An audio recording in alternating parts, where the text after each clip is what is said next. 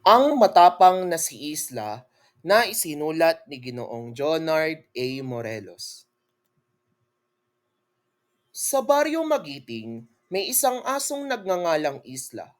Dahil sa maliit nitong pangangatawan, ay laging tinatakot at tila sinusunggaban si Isla ng ibang aso sa kanilang bayan. Hoy liit, ano yung hawak mong pagkain?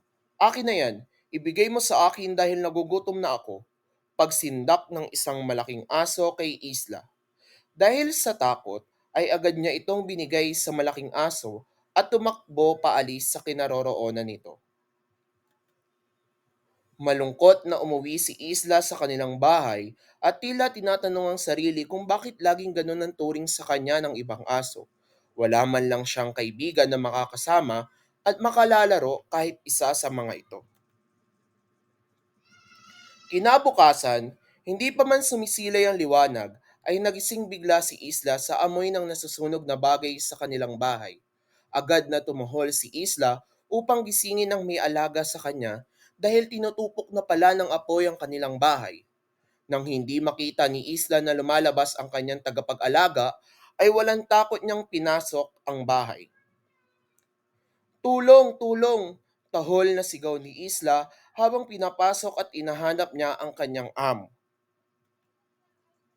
Kalaunan ay naligtas ang amo ni Isla dahil sa kanyang katapangan na ipinakita.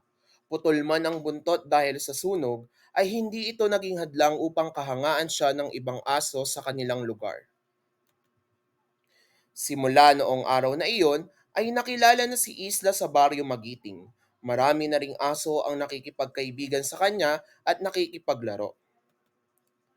Ang maliit na si Isla ay naging isa sa mga tinitingalang aso hindi lamang sa kanyang baryo, ngunit pati na rin sa buong bansa. Sapagkat patunay siya na hindi sa liit o laki nakikita ang katapangan, bagkus ito'y nakikita sa puso o gaano kakatibay sa pagharap sa mga pagsubok sa iyong buhay. At doon na lamang nagtatapos ang kwento ng ang matapang na si Isla. Maraming salamat sa pakikinig.